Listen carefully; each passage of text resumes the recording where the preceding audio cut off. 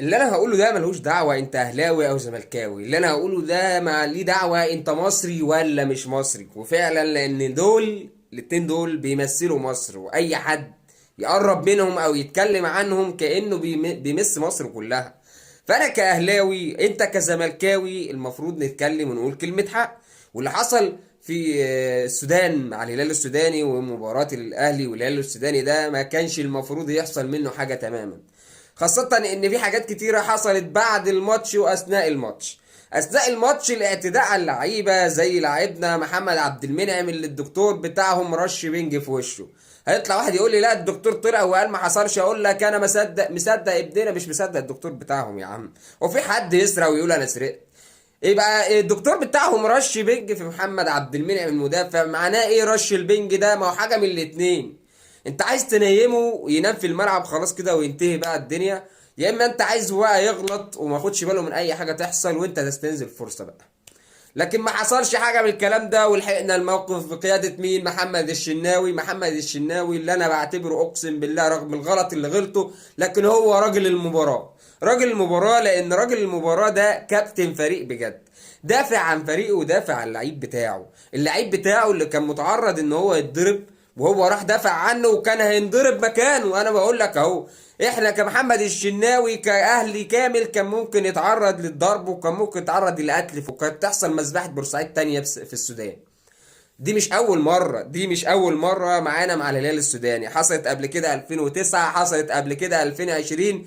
ولولا ستر ربنا في 2020 ديت والشرطه والجيش حاوطوا لعيبه الاهلي، كان زمان لعيبه الاهلي دلوقتي البقاء لله. فده مش جديد عليكم. لعيبه الاهلي كمان منهم اللي اتعرض للضرب واتعرض للاهانه كان علي لطفي. علي لطفي كان موجود على دكه البدلاء فطرق حصلت الخناقه، فكان موجود وسط لعيبه او وسط جمهور او جهاز فني من الهلال السوداني، واتعرض للضرب. هو بيتكلم معاهم، فهو بيكلمهم بيقول لهم ما ينفعش اللي حصل ده، اللي بيحصل ده عيب. فبينزلوا له ايده وبيقول له اتكلم عدل وبيخبطوا له على وشه. موقف اقسم بالله انت تحزن عليه كمصري بيحصل مع واحد مصري زيك بره بلدك. لا وكمان تيجي كمان حمدي فتحي برضه اتعرض للموقف ده. ده غير كل ده برضه اوضه اللبس اللي بتاع اللعيبه، اوضه اللبس بتاع اللعيبه اللي بيغيروا فيها. الاهلي راح عشان يغير في بين الشوطين، لقى الاوضه غرقانه بميه الصرف. ميه الصرف اقسم بالله، انت متخيل لما احنا وصلنا لميه الصرف اصلا في اوضه اللعيبه؟ هو احنا كنا بنلعب ماتش اصلا؟ انا مش عارف ايه ده. المهم ان الاهلي خلاص اصلا خد موقف ورفع شكوى للكاف بيعمل فيها تظلم بكل الحاجات اللي انا قلتها لك ديت، وان شاء الله في رد للكاف. وخصوصا برضو في حته تانية انا نسيت اقول لكم عليها، اللي هي الجماهير. احنا الكاف قال ان مفيش جماهير في مباراة الاهلي والهلال السوداني. ليه العدد ده من الجمهور ما يقارب الالف واحد كان حاضر؟ انا عايز افهم ليه بقى. هو انتوا كنتوا بتعملوا رباطية مثلا؟ الكاف يقول اللي على هواه واحنا نعمل اللي على هوانا؟ ما هو ده مش عدل، ولا دي مباراة، ولا ده التزام بقوانين، ولا دي بلدين المفروض كانوا شقيقين وكانوا بلد واحدة من فترة مش بعيدة. الفترة دي ايام الملك فاروق كانت مصر والسودان بلد واحدة. انتوا دلوقتي خليتوا مصر والسودان بقت كده، ما فيش خالص، ما فيش دلوقتي بقى في بينا عداوات. مش عشان ايه كل ده؟ عشان كورة، عشان ماتش كورة بقت في عداوات بين الاهلي والسودان. الله يلطف بينا. المهم المتحدث الرسمي بتاع الهلال السوداني طلع بعد المباراة وفوز الهلال السوداني بنتيجة 1-0 طبعا، وقال انا بهدي الفوز ده للمستشار مرتضى منصور والاعلامي عمرو اديب. هو انت عايز تعمل ايه بمناسبة الكلمتين اللي انت قلتهم دول؟ انت عايز تثير فتنة طبعا اكيد بان انت تهدي الفوز للمستشار مرتضى منصور اللي هو رئيس نادي الزمالك، والاهلي والزمالك هم المنافسين وكتبار الكرة المصرية، ومعروف طبعا ان بينهم شوية تنافسية في مصر. وانت عايز تعمل بقى ايه اللي هو يلا بقى اضرب كله ببعض، اضرب كله ببعض. المستشار بقى مش طايق الاهلي والاهلي مش طايق المستشار ونخبطهم في بعض احنا واحنا نطلع مستفيدين. يا عم مش هيحصل ده. واحنا عندنا مثل في مصر بيقول انا واخويا على ابن عمي وانا وابن عمي على الغريب. فانت الغريب، فانا والمستشار هنبقى عليك، ما تقلقش مش هيسمع كلامك والله. بالنسبه للاعلامي عمرو اديب، فانا عايز اقول لك على حاجه. انت بتلمح لحاجه وهي انه يستضيفك في البرنامج بتاعه، بس مش هيحصل برضه. عارف ليه؟ لانه ابن بلدي برضه. عمرو اديب ده ابن بلدي يا ابن مصر، فمش هيحصل. فما تحاولش بقى ان انت تقعد كل شويه تهري بقى في الموضوع. الموضوع الثالث بقى يا جماعه، وهي المنشور اللي كتبه بيج، معرفش هي البيج الحقيقيه ولا مش الحقيقيه، بتاع صفحه الهلال السوداني. بتقول هنا أدرمان، هنا المقبرة، هنا يسقط تاريخك. ده اللي أنا فاكره بالظبط يعني من المنشور. مقبرة إيه؟ وتاريخ مين؟ أنت عارف يعني إيه تاريخ الأهلي؟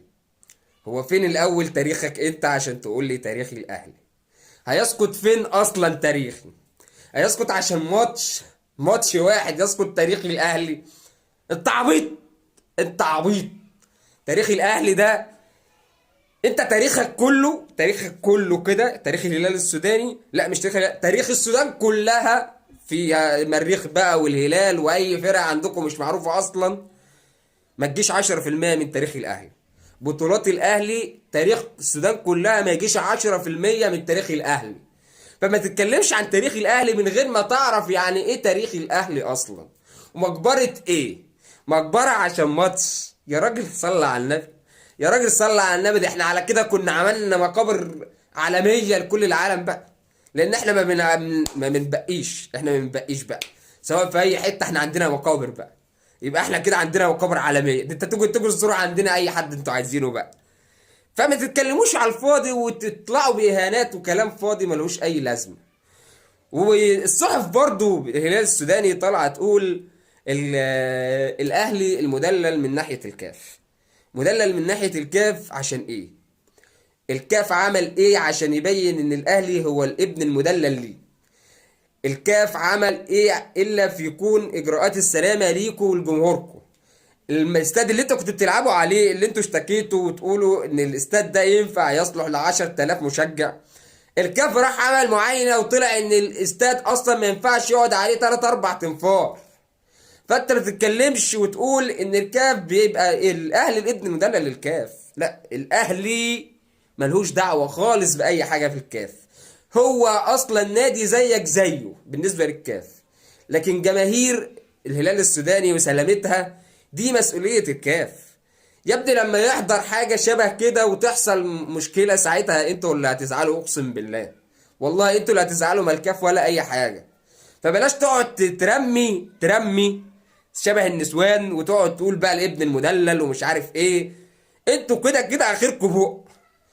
وانتوا منتظرين مننا ان احنا نرد نفس الموقف في مصر لما تيجوا عندنا ان شاء الله يوم 25. لكن مش هيحصل ان احنا نرد نفس الموقف، لاننا متربيين وعارفين يعني ايه اكرام الضيف. احنا شعب طيب وغلبان، اقسم بالله احنا غلبان. الغلب بتاعنا ده والله العظيم مخلينا عبايط عند الناس، والله العظيم الغلب بتاعنا والطيبه ده مخلينا ان احنا كعبايط عند الناس اللي بره زي السودانيين. شفت السودانيين ما سموش عليك على طول. ده مش اول مره اصلا، دي تالت مره على طول. لكن احنا هيجوا عندنا اكرام الضيف واستقبال ونظافه وحاجات وتقدير وكل حاجه هتبقى موجوده.